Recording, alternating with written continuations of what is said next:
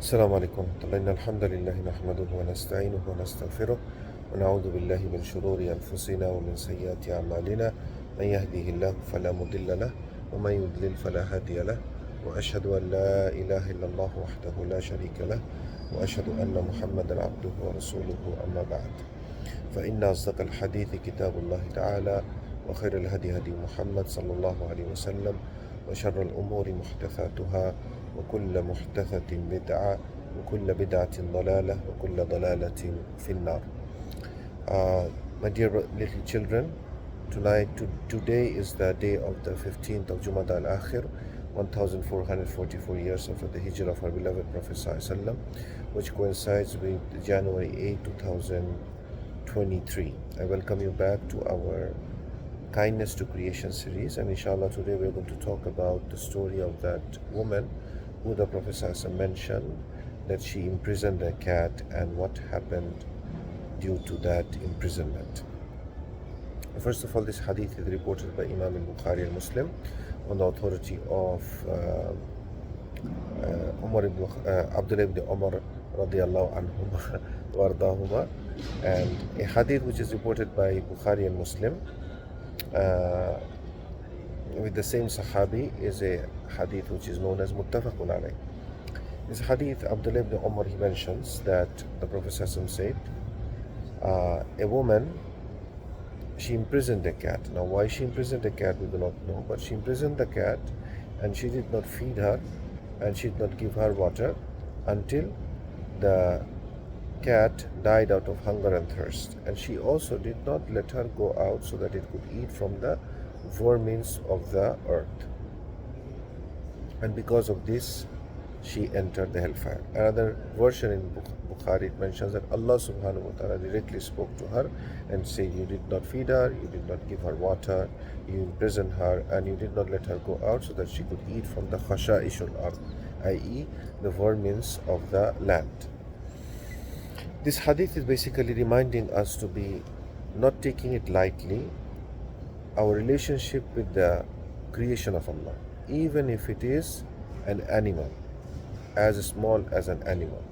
We should not take it lightly, and we should not harm any creation of Allah subhanahu wa ta'ala without the due right. This woman, first of all, which generation was she from? There is the report in Muslim which says that she was from Bani Israel, and also describes that she was a black woman. Some narrations say she was a tall woman, and some narrations say she was a loud woman, and some narrations say she was from Himyar. Okay, these different descriptions, are they authentic or not, I could not verify, but I believe what is correct is, inshallah ta'ala, she was from Bani Israel and she was a black woman. Ashar, being black or white doesn't matter. What matters is what she did. She imprisoned the cat and she was very harsh with the animal, and the animal died because of that reason. And because of this, Allah subhanahu wa ta'ala, because of this action, Allah punished her in the hell.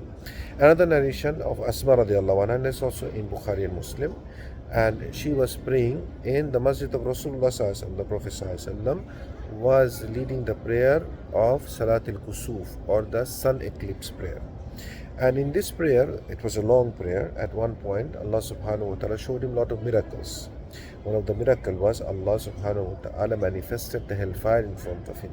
And when the hellfire was manifested in front of him, the Prophet sallallahu alaihi wasallam was very worried, and he said, "Oh Allah, oh my Lord, am I one of the inhabitants?" And as we know that the Prophet never be the inhabitant, but this is from the humbleness of the Prophet, and this shows us that the believer, when hellfire is mentioned, paradise is mentioned, they should ponder upon, do I want to be one of the inhabitants of the paradise? Do I want to protect myself from being an inhabitant of the hell? And this is how the Prophet was, sallallahu alaihi wasallam. And then he saw a woman in the hell, and a cat was scratching her. And the Prophet ﷺ asked, what is the matter of this lady? And it was mentioned to him that she imprisoned the cat and she didn't feed her, she didn't give her water until the animal died, and also she did not let her go free so that she could eat from the vermins of the land. That's why Imam al-Bukhari, when he mentioned this hadith, he put it in the chapter called the blessings of providing water. So if this is the blessings of providing water to the animal, think about blessings of the providing water and food for the human being, whether it's a believer or a disbeliever. What would be the great reward for that? So this is something that encourages us to take care of the creation of Allah subhanahu wa ta'ala, not take anything lightly.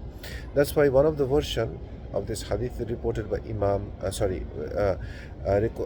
narrated by Abu Hurairah radiallahu anhu. And in this version, one of the sub-narrator, Imam al-Zuhri, mentions that this hadith is a reminder that the person should not take it lightly. Anything should not take lightly. A person might pray, a person might fast, is a good Muslim in many aspects, but if he does not, if he fails into one of these aspects of being harsh to an animal, it could land him in the hell, even for some time, temporarily.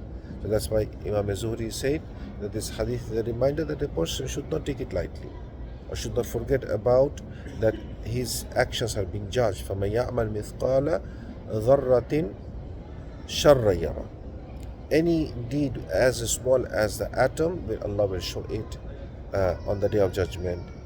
Any deed, evil deed as small as an atom, will be shown to a person. So we ask Allah subhanahu wa ta'ala to protect us from these deeds which will land us in land a person in the hell.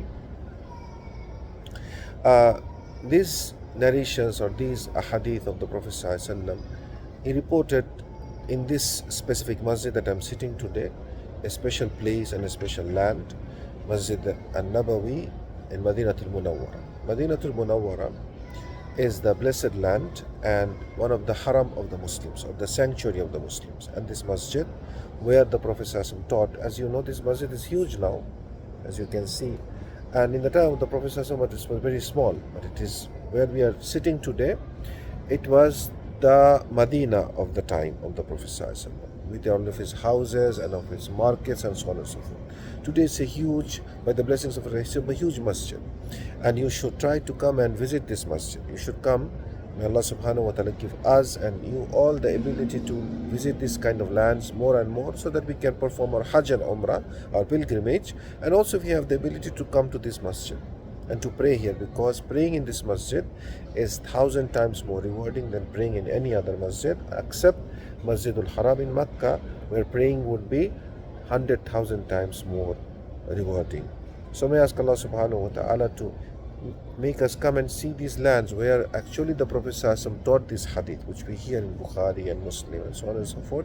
This is the masjid, not exactly this place, but this is the masjid where our Prophet ﷺ used to teach these blessed words and these blessed stories. These stories, the Prophet ﷺ was mentioned about the story of this woman, and he didn't make it up from his head, but rather Allah subhanahu wa ta'ala informed him, and Allah subhanahu wa ta'ala obligated him to narrate this to the companions. So that's why we have Abdullah ibn Umar, Asma bint Abi Bakr, Abu Hurairah, Jabir ibn Abdullah, and many others who reported this hadith. Some of the versions are not authentic, and some of the versions are authentic, and those which are authentic I'm reporting you for that. This woman, why did she imprison this cat? We do not have any idea. This woman, who she was. Now there are some reports or versions in Sahih Muslim which says that she was from Bani Israel. Other versions says she was from a tribe called Himyar. That is something I'm not exactly sure whether it's authentic or not. Other versions also say she was a tall black woman and she was loud. Whether she was loud or not, that version I cannot verify, but it seems to me up till now that what the version says that she is from Bani Israel and she was a black woman. This is authentic, inshallah.